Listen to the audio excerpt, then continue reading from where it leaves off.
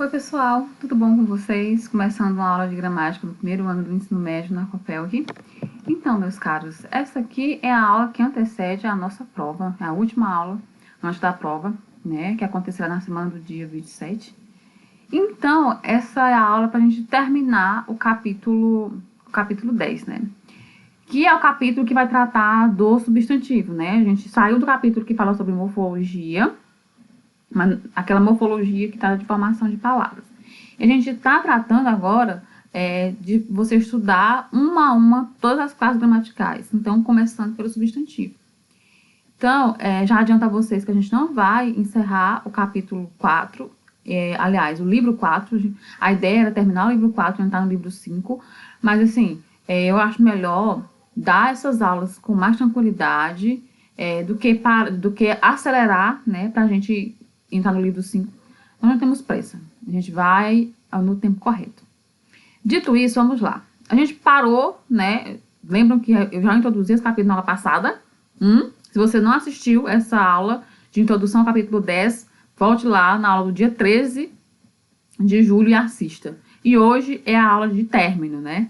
Então, vamos lá. Ficamos para falar sobre substantivos primitivos e derivados, né? Então, o que acontece? Alguns substantivos que derivam de outra palavra da língua, podendo originar novas palavras, né? Então, os substantivos que não são formados de outra palavra, aqueles substantivos que não derivam de outra palavra, são chamados de primitivos.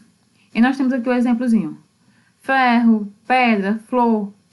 Nessas palavras aqui, tanto ferro, quanto pedra, quanto flor, elas são primitivas, elas não derivam de palavras pré-existentes, tá?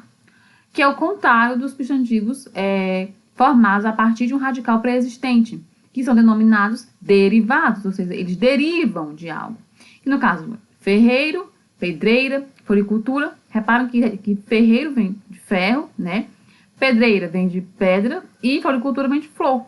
Então, quando você tem um substantivo que ele depende do outro para se construir como palavra, você tem um substantivo derivado. Não é muito difícil, né? Primitivo, você já pensa algo que é primeiro, não é independente. Derivado deriva de algo, não é independente.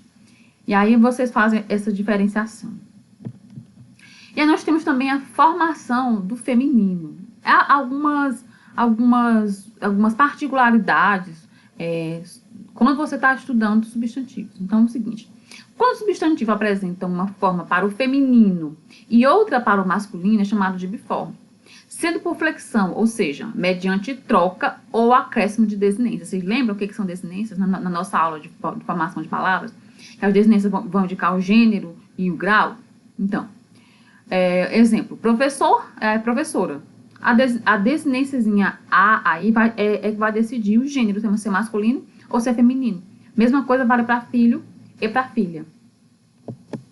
E aí a gente tem o epiceno, né, que apresenta um só gênero gramatical para se referir a determinados animais, quer se referir ao animal macho, quer se referir ao animal fêmea. Por exemplo, tubarão, a cobra, a onça, o polvo. Você não vê essa questão de... Esse substantivo vai funcionar, né, para você dar nomenclatura para esses animais. Por exemplo, você não vê falando tubaroa, o cobro, o onço, né? Então, é porque a gente entende que ele apresenta um só gênero gramatical para se referir aos animais. E aí nós temos o comum de gênero, né? Que assim, eu sei que isso aqui tudo, gente, vocês já sabem, vocês veem no dia a dia, mas vocês precisam aprender essas nomenclaturazinhas. Então, apresentam uma única forma, sendo a distinção de gênero marcada por determinantes. Lembra que eu falei para vocês, quando a gente estudou lá a relação de palavras, que foi o capítulo 8, se não me engano, que há um termo subordinante e o termo subordinado. Há o termo regente e o termo regido. E é por isso que a gente está estudando essa questão de formação de palavras e a questão da sua morfologia e depois a questão da sua sintaxe, para que vocês entendam tudo isso na construção do tópico frasal e também na construção da oração, tá? Posteriormente, nós vamos ver tudo isso aqui de uma vez. Morfologia, a questão de classificação de palavras, né? A sua desinência, a sintaxe, tudo junto, em uma única frase. Então, vamos lá.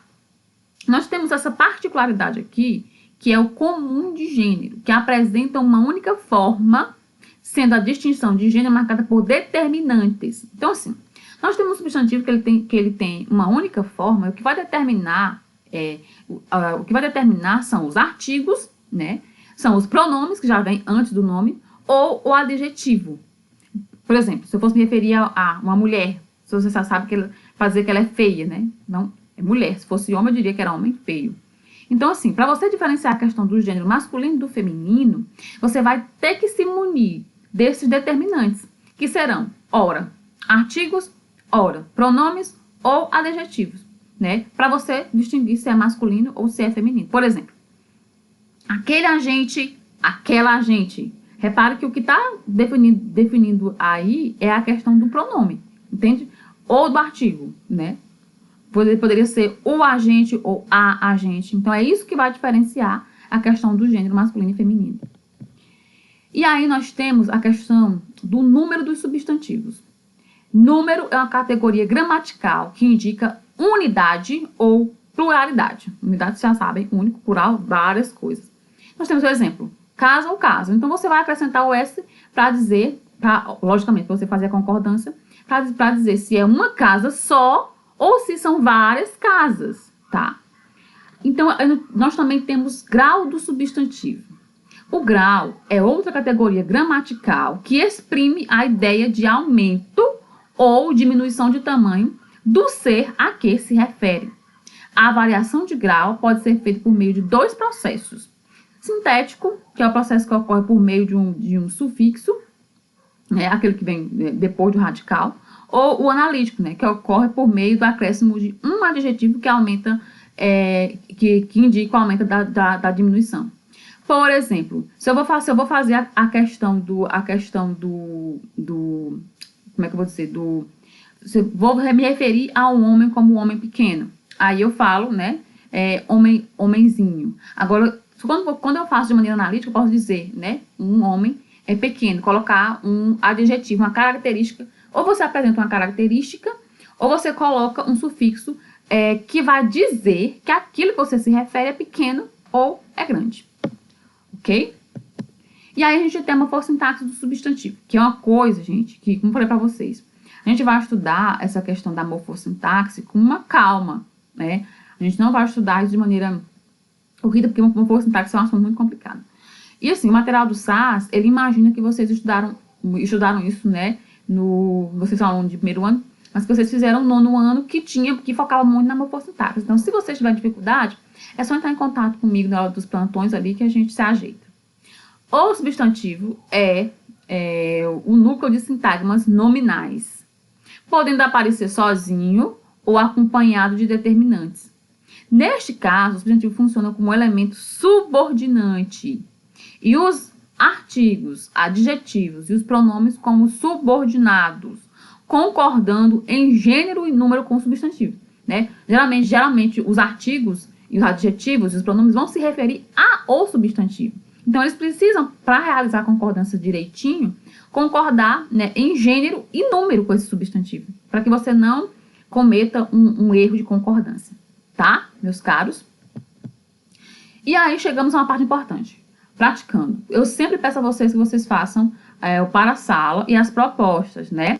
E aí vocês vão ter, reparem bem, vocês vão ter até o dia 24, aí tá 24 do 4, porque obviamente foi um erro, mas até 24 do 7, para entregar essa atividade pelo sala de aula. Gente, como eu falei para vocês, agora a plataforma do SAS apresenta essa interatividade de você poder anexar páginas, fotos e documentos e mandar para mim.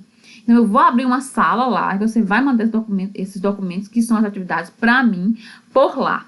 E lembrando que essa nota que a gente vai compor agora com as provas, que são as notas que vão fechar esse semestre, é composta não só de qualitativo, mas de qualitativo, né, que é o que vocês fazem, e quantitativo. Então, a prova quantitativa é aquela da plataforma que eu vou marcar, vou fazer, mas ela será somada ao qualitativo. Então, é de suma importância que vocês façam atividades, mandem para mim no prazo certo.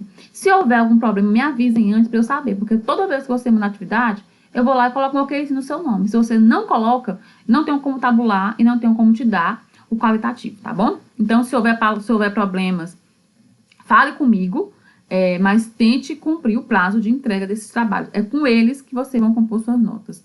Não é só a prova qualitativa e nem só quantitativa, é as duas juntas. Então, vocês precisam estudar os capítulos que irá no roteiro e fazer as atividades dos respectivos capítulos.